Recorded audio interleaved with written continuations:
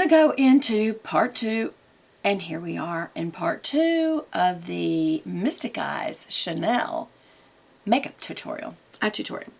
So I have this is again the quad, and this is number 14, Mystic Eyes, and we have just put the light pink color in the upper brow area, the inner corner, and the lid, and we have put this sandy brown color here as our transition color in between, and then we just did use this dark on a E45 small tapered blending brush and to get the crease.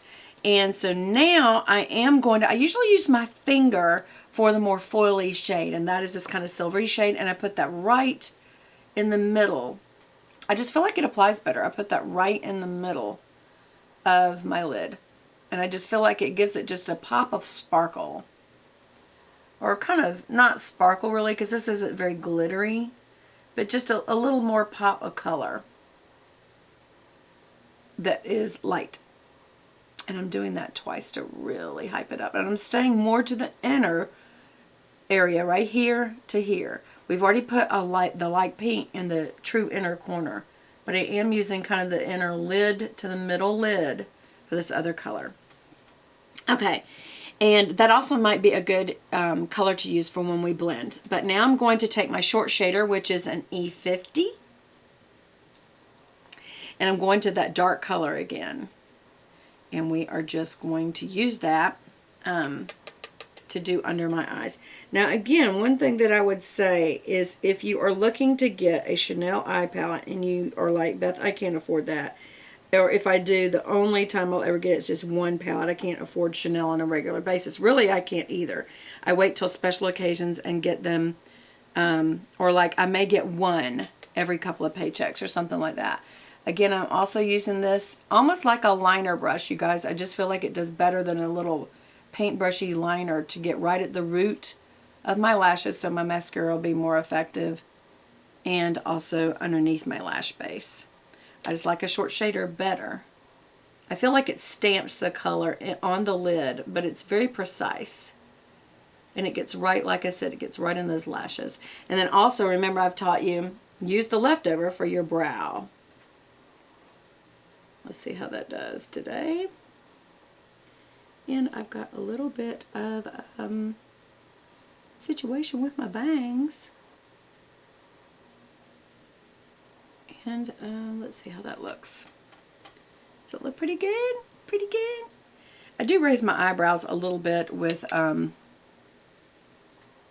this, because you can see it's kind of lower, and I start higher on the outer edge and go down, so I'm kind of filling that in, and then I'm staying higher.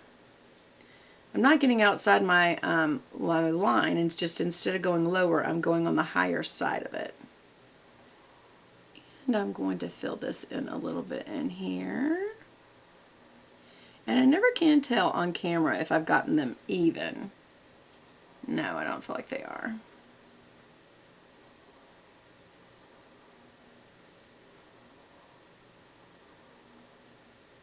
Okay. Close enough, close enough. I always pull the bangs over and who can tell? I'm just kidding. Alright, so now we need to blend it out. Blend it out. Blendy blend, blendy blend.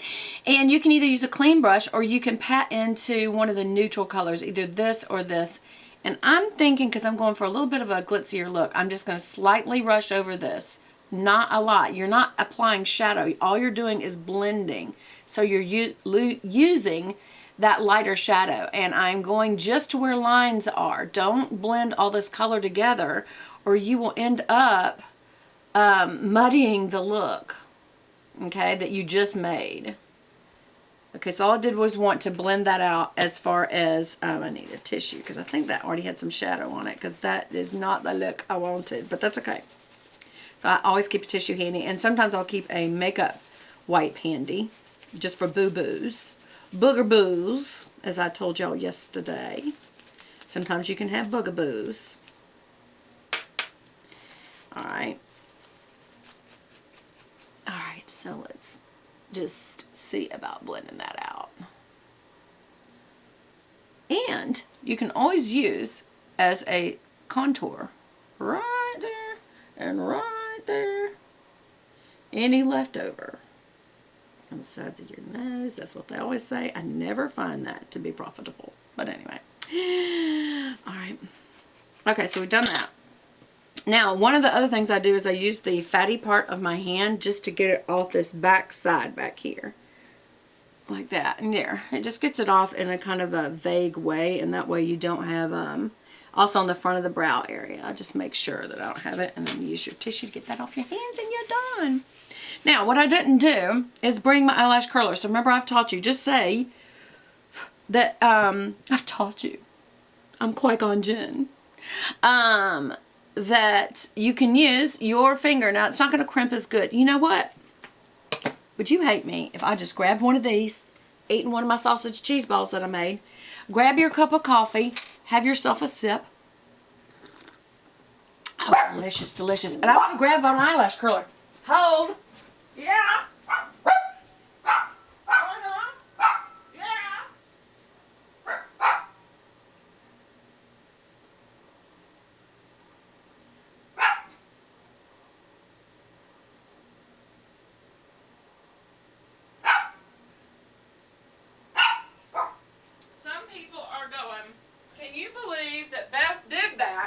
She went off camera for that long.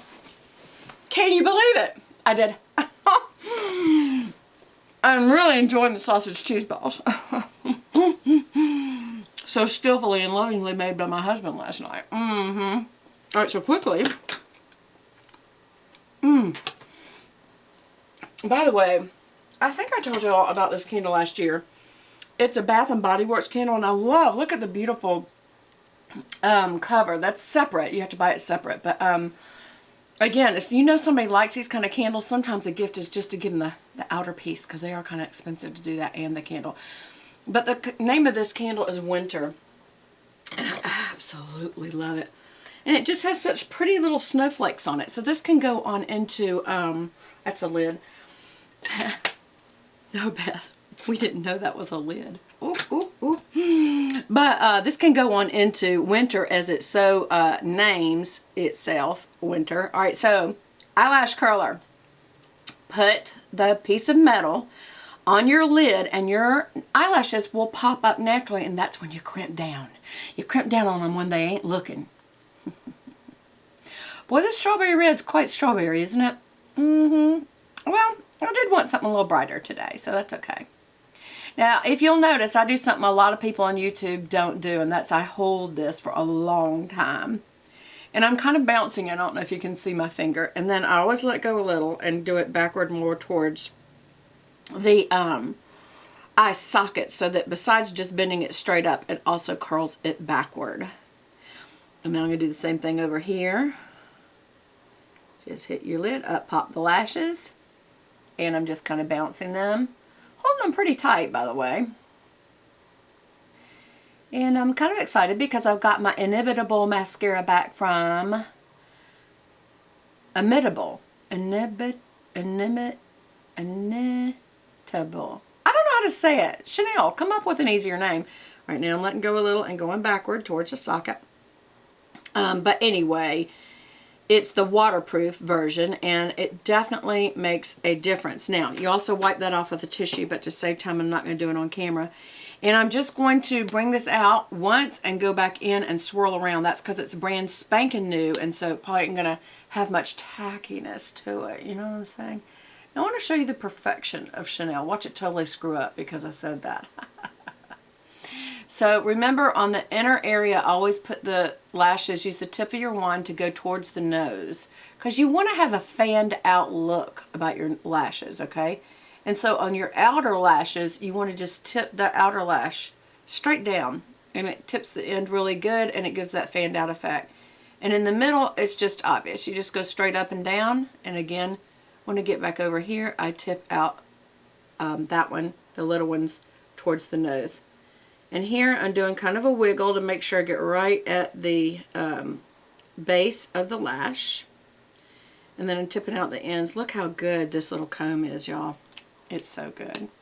Alright, I just went back into the mascara well and reloaded it, and I'm tipping the ends out again. Be careful, you'll hit your nose or your eyelid when you do this. I've done it a million times, so it's not the end of the world, but that's why it's good to have that makeup wipe handy. Or some people use a Q-tip. Q-tips to me they're too fibrous, and they get fibers in my lashes or in my eyes.